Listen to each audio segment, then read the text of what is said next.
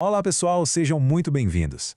Hoje nós vamos mergulhar num dos textos mais fascinantes e fundamentais de toda a tradição judaico-cristã, o capítulo 2 do livro de Gênesis.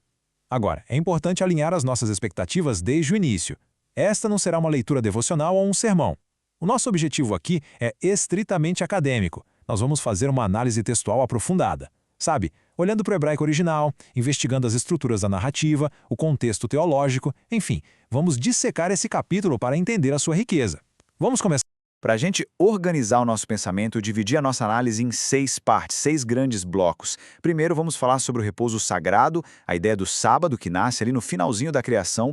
Depois, vamos ver como o capítulo 2 nos dá uma nova perspectiva, especialmente com a introdução do nome pactual de Deus. Na terceira parte, o foco é a formação humana, essa dualidade incrível entre o pó e o sopro divino.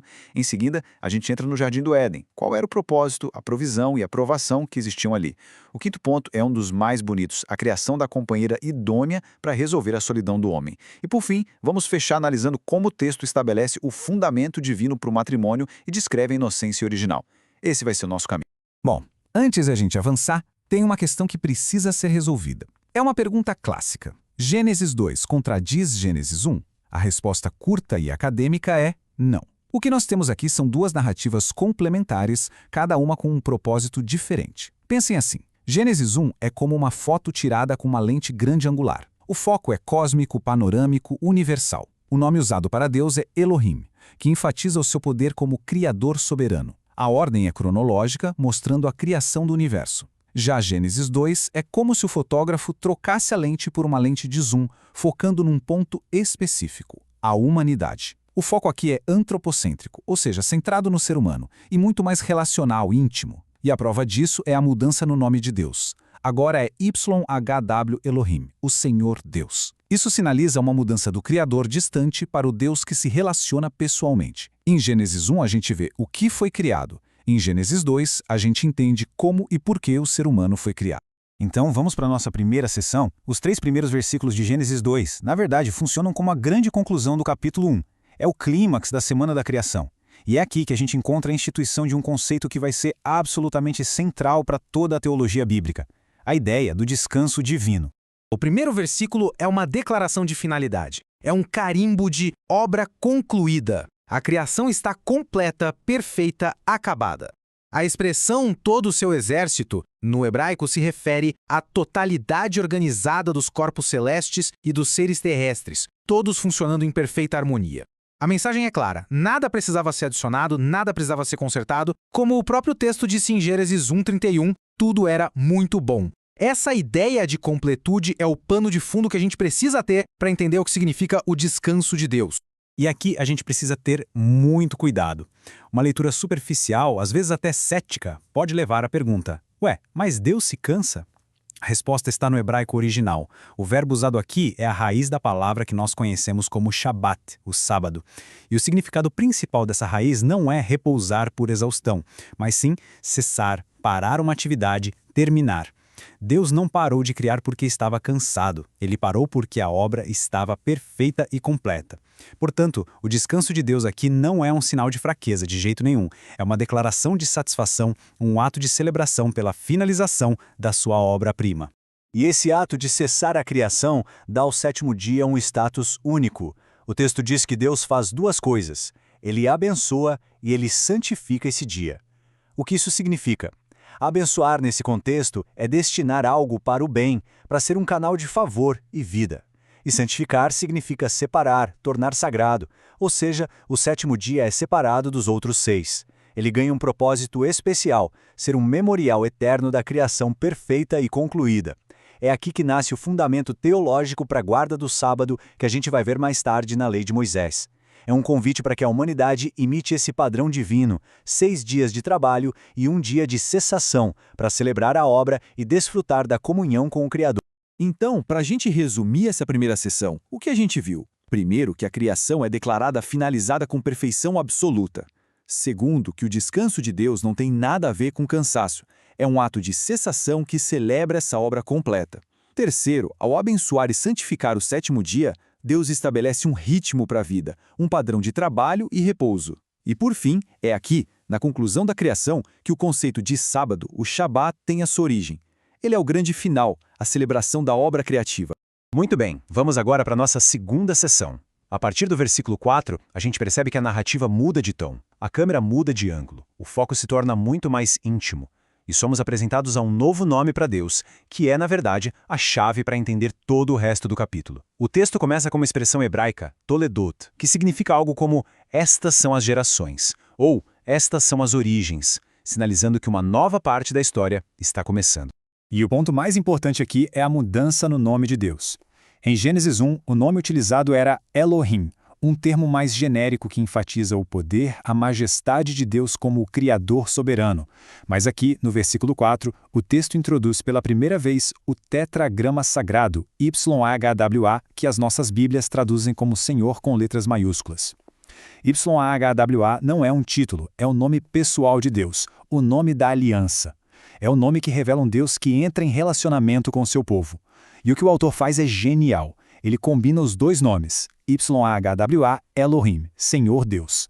É como se o texto estivesse dizendo, olha, aquele Criador soberano e todo-poderoso, Elohim, é o mesmo Deus que agora se aproxima para se relacionar de forma íntima e pessoal, YHWH. Essa mudança de nome é o sinal mais claro da mudança de foco da narrativa. A narrativa, então, nos pinta um quadro da Terra antes da chegada do homem. E é um cenário de uma incompletude intencional. O texto diz que ainda não havia plantas, por dois motivos. Porque Deus ainda não tinha feito chover e, o ponto principal, porque não havia um ser humano para cultivar o solo. Isso já estabelece uma interdependência fantástica. A criação depende da ação de Deus e da ação do homem para atingir seu potencial pleno. O mundo estava aguardando seu cuidador. Mas atenção, o ambiente não era estéril. O texto diz que uma neblina, um manancial, subia da terra e irrigava o solo. O palco estava montado, a terra estava preparada, só faltava o protagonista. Resumindo então esta segunda parte, a gente viu que a fórmula Toledot marca o início de um novo bloco narrativo. A introdução do nome Yahvé-Hot Vav muda completamente o foco da história, da criação cósmica para o relacionamento pessoal. E o cenário descrito é o de um mundo pronto, preparado por Deus, mas que aguardava a chegada do ser humano para cumprir o seu propósito. Chegamos agora a um dos versículos mais densos e, na minha opinião, mais bonitos de todo o capítulo, o versículo 7. Aqui o texto vai detalhar o ato da criação do homem de uma forma muito especial. Cada palavra, cada imagem usada pelo autor é carregada de um significado profundo sobre a nossa composição material e espiritual. A primeira coisa que salta aos olhos é o verbo que o texto usa. Em Gênesis 1, a criação acontece por decreto. Haja luz, e a luz passa a existir. Era um comando à distância. Aqui, a ação é descrita pelo verbo hebraico yatsar. Esse verbo é frequentemente associado ao trabalho de um artesão, mas especificamente de um oleiro que moda o barro com as próprias mãos. A imagem que isso evoca é de um ato íntimo, cuidadoso, pessoal e deliberado. Deus não apenas fala e o homem aparece, ele o forma com as mãos, com uma intenção artística, como um mestre artesão que está moldando a sua obra-prima. Isso, desde o começo, já estabelece uma relação de proximidade única entre o Criador e a criatura humana. E essa obra-prima é composta de dois elementos muito distintos. O primeiro é o componente material, o pó da terra. E aqui tem um jogo de palavras no hebraico que é simplesmente genial. Homem em hebraico é Adã, terra ou solo é Adamá. Essa conexão sonora não é por acaso. Ela ressalta a nossa ligação fundamental com o mundo material. Nós somos terrenos, feitos dos mesmos elementos químicos do resto da criação. Isso nos dá um senso de humildade, nos lembra da nossa fragilidade, da nossa mortalidade. Afinal, é ao pó que voltaremos. Mas nós não somos apenas pó. E aí entra o componente imaterial, o fôlego de vida, soprado diretamente por Deus nas narinas do homem. Isso é de uma intimidade tremenda. Não é um sopro genérico, é um ato divino que transmite a própria vida. Se o pó nos conecta à terra, o sopro nos conecta diretamente ao Criador. Essa dualidade define a condição humana. Somos seres frágeis, terrenos em nossa substância, mas carregamos uma centelha divina em nossa essência. E o resultado dessa união do pó com o sopro, diz o texto, é que o homem se tornou alma vivente. A expressão no hebraico é nefesh hayah. Agora, um detalhe interessante que pode gerar confusão. Essa mesma expressão nefesh hayah é usada em Gênesis 1 para descrever os animais marinhos e terrestres. Então qual é a diferença? O diferencial não está na expressão em si, mas em como o ser humano se tornou uma Nefesh Hayah. Enquanto os animais também são criaturas viventes, o homem se torna um ser vivente de uma ordem completamente diferente, por causa desse ato criativo único, a formação cuidadosa e o sopro direto de Deus. Para o ser humano, ser alma vivente significa ser uma pessoa, um ser com autoconsciência, com inteligência, vontade, sensibilidade, moralidade e espiritualidade. Essa complexidade toda é o que nos distingue fundamentalmente, e ela é um reflexo direto do fato de que fomos criados à imagem e semelhança de Deus, como Gênesis 1 já tinha nos contado. Para a gente fechar esta sessão, vamos recapitular. A criação do homem é apresentada não como um decreto, mas como um ato íntimo, artesanal de um Deus oleiro. A nossa natureza é dual. Somos pó da terra, Adamar, o que nos conecta à criação, mas também somos sopro divino, o que nos conecta ao Criador. E por fim, ser alma vivente para nós significa muito mais do que para os outros seres, porque implica uma complexidade de razão, moralidade e espiritualidade que vem do fato de sermos portadores da imagem de Deus. Muito bem, o ser humano está criado. O palco agora se move para o ambiente que Deus preparou especialmente para ele. Nesta sessão, a gente vai entrar no Jardim do Éden. Vamos analisar não só sua geografia, mas principalmente o propósito que a humanidade tinha ali dentro e o teste moral, a aprovação que Deus estabeleceu. É aqui que a gente entende as regras do jogo, por assim dizer, da relação inicial entre Deus e o homem. O texto deixa claro que o Éden não é uma alegoria ou um estado de espírito, é um lugar geográfico, literal. O próprio nome Éden significa delícia ou prazer. Ele é localizado a leste e é descrito como sendo irrigado por um grande rio que se divide em 4. 2 desses rios nós conhecemos muito bem, o Tigre e o Eufrates, o que nos coloca na região da Mesopotâmia. A identificação exata dos outros 2, Pison e Gion, é matéria de debate até hoje. Mas a intenção do autor é clara, descrever um lugar real, fértil, abundante, perfeitamente provido por Deus. E qual era a função do homem nesse paraíso? O versículo 15 nos dá uma resposta que é teologicamente revolucionária. Deus coloca o homem no jardim para o cultivar e o guardar. Isso quebra completamente a ideia de que o trabalho é uma maldição, uma consequência do pecado. Muito pelo contrário. O trabalho é apresentado aqui como parte do propósito original, uma vocação digna e sagrada. Cultivar significa desenvolver, fazer a criação florescer, ser produtivo. E guardar tem a ver com proteger, preservar, vigiar. O ser humano foi criado para ser um mordomo responsável, um parceiro de Deus no cuidado da criação. O trabalho, em sua essência, era uma forma de adoração e cooperação com o Criador. No centro desse jardim, 2 árvores ganham destaque. Primeiro, a árvore da vida.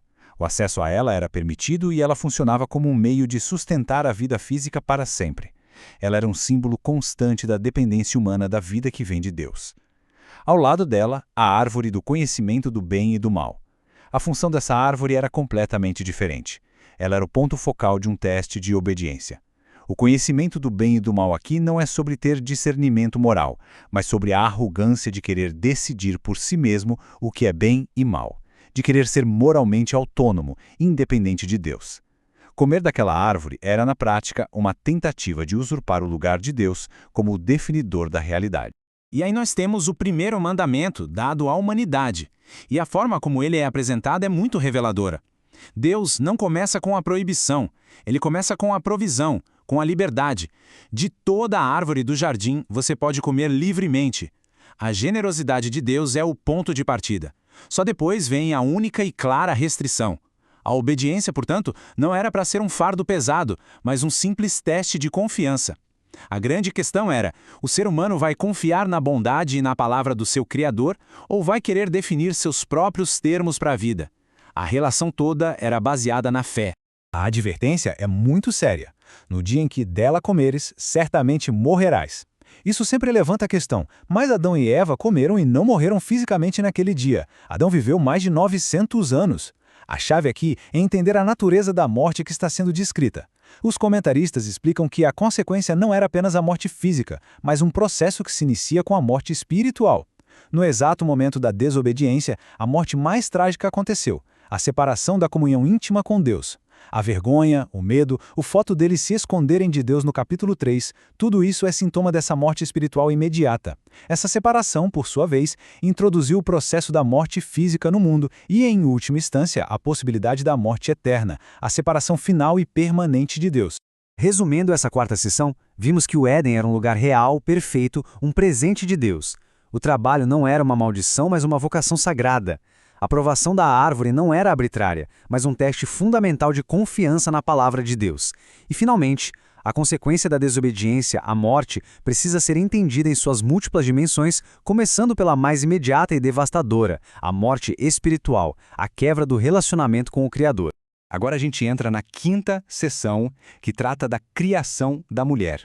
E este trecho é impressionante porque ele contém a única declaração em toda a narrativa da criação em que Deus diz que algo não é bom. E a solução que Deus apresenta para esse problema é o verdadeiro clímax da criação da humanidade. Pensem na força dessa frase. Não é bom que o homem esteja só. No meio de um universo que acabou de ser declarado muito bom, essa única avaliação negativa se destaca de uma forma absurda. Ela nos revela algo essencial sobre a nossa própria natureza. Nós fomos projetados para a comunhão, para o relacionamento. A solidão é contrária ao nosso design original. E isso, de certa forma, reflete a natureza do próprio Deus, que, especialmente na teologia cristã, é entendido como um ser eternamente relacional. A nossa necessidade de comunhão é um eco da imagem de Deus em nós. E para resolver essa solidão, Deus não cria a mulher imediatamente. Ele inicia um processo que é, na verdade, pedagógico. Ele traz todos os animais a Adão para que ele lhes desse um nome. No pensamento antigo, nomear algo era um ato de autoridade. Então Adão está exercendo o seu domínio. Mas tem um segundo propósito, talvez até mais importante. Ao analisar cada animal, nomeando um por um, Adão percebe na prática a sua própria singularidade e, por consequência, a sua solidão. O texto diz que para o homem não se achava uma auxiliadora que lhe fosse idônea. Nenhum animal correspondia a ele. Essa constatação faz com que o próprio Adão sinta a necessidade, preparando o coração dele para apreciar o presente que estava por vir. E é aqui que o texto usa uma expressão hebraica crucial que infelizmente muitas vezes é mal traduzida e mal compreendida, ezer kenegdo, que a gente traduz como auxiliador idônea. Vamos quebrar essa expressão em duas partes. A primeira palavra, ezer, traduzida como auxiliadora, longe de sugerir inferioridade, é um termo de muita força. Para se ter uma ideia, essa mesma palavra é usada várias vezes no Antigo Testamento para descrever o próprio Deus como o socorro, a ajuda poderosa de Israel. Então não é uma ajuda servil, é um auxílio forte e vital. A segunda parte, kenegdo, é ainda mais rica. Significa literalmente correspondente a ele, face a face com ele, como um reflexo no espelho. Implica alguém que é igual em essência, em valor e em dignidade, mas ao mesmo tempo complementar. Portanto, ezer kenegdo não descreve uma assistente, mas sim uma parceira de força, de mesmo nível, que corresponde e completa o homem perfeitamente. A criação da mulher, então, é descrita de um jeito único. Deus faz Adão dormir, toma uma de suas costelas, a palavra hebraica pode significar lado de forma mais ampla, e a partir dela forma a mulher. O simbolismo aqui é muito poderoso. Ela não é feita do pó como os animais. Ela não é feita da cabeça de Adão para dominá-lo, nem dos seus pés para ser pisada por ele. Ela é feita do seu lado para ser sua parceira igual. E quando Deus apresenta a Adão, a reação dele é a primeira poesia da Bíblia. É um grito de reconhecimento, de alegria. Esta, afinal, é osso dos meus ossos, carne da minha carne. Ele a reconhece como parte de si mesmo. E ele a chama de Ishá, mulher. Um nome que deriva diretamente de Ish, homem, celebrando ao mesmo tempo a unidade de origem e a complementaridade entre eles. Resumindo os pontos desta sessão, a gente viu que a solidão foi o único aspecto da criação que Deus declarou não bom. A criação da mulher, portanto, não é um plano B, mas sim o clímax da criação da humanidade. O termo ezer kenegdo revela que ela foi criada para ser uma parceira de igual valor e força complementar. E, finalmente, o fato dela ter sido criada a partir do homem simboliza a unidade profunda e a conexão essencial que deve existir entre eles. E assim, a gente chega à nossa última sessão de análise textual. Os 2 versículos finais de Gênesis 2 são como um comentário inspirado do próprio narrador sobre tudo o que acabou de acontecer. Eles estabelecem o fundamento divino para o casamento e descrevem o estado de inocência e harmonia que existia antes da queda. O versículo 24 é de uma importância gigantesca. Ele é a certidão de nascimento do casamento como a primeira e mais fundamental instituição humana. É interessante que quem fala aqui não é Deus nem Adão, mas o narrador, estabelecendo um princípio universal que decorre da história da criação. Este versículo não está apenas descrevendo o que aconteceu com Adão e Eva. Ele é prescritivo, ele estabelece um padrão para toda a humanidade. e ele define 3 ações essenciais. Primeiro, deixar pai e mãe, o que significa que a nova união familiar passa a ter prioridade. Segundo, unir-se à sua mulher, um verbo hebraico que implica um pacto, uma aliança de lealdade. E terceiro, o resultado, tornar-se uma só carne. E o que significa exatamente uma só carne? Essa expressão vai muito além da união física, embora inclua. Ela descreve a formação de uma nova entidade familiar, uma união de vida na sua totalidade. É uma unidade de propósito, de alma, de destino. É um compromisso de aliança, um pacto fiel e permanente. E, além disso, o modelo apresentado aqui, um homem e uma mulher, estabelece a monogamia como o padrão original e ideal de Deus para o casamento.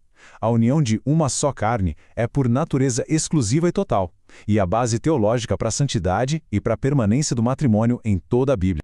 E o capítulo termina com essa imagem belíssima e poderosa. Estavam nus e não se envergonhavam. A questão aqui não é o nudismo, claro. A nudez é um símbolo de total transparência, vulnerabilidade e, acima de tudo, inocência moral. Não havia nada a esconder, nem um do outro, nem de Deus. A ausência de vergonha significava ausência de culpa, de medo, de malícia. Era um estado de harmonia relacional perfeita, que serve como o antes na fotografia que será tragicamente rasgada no capítulo 3. Concluindo então esta última sessão, a gente viu que Gênesis 2:24 nos dá o projeto original de Deus para o casamento: deixar, unir-se e tornar-se uma só carne. Vimos que o conceito de uma só carne define essa união como uma aliança profunda, monogâmica e permanente. E por fim, vimos que o estado de nudez sem vergonha é o símbolo da inocência moral e da harmonia perfeita que existia antes da entrada do pecado no mundo.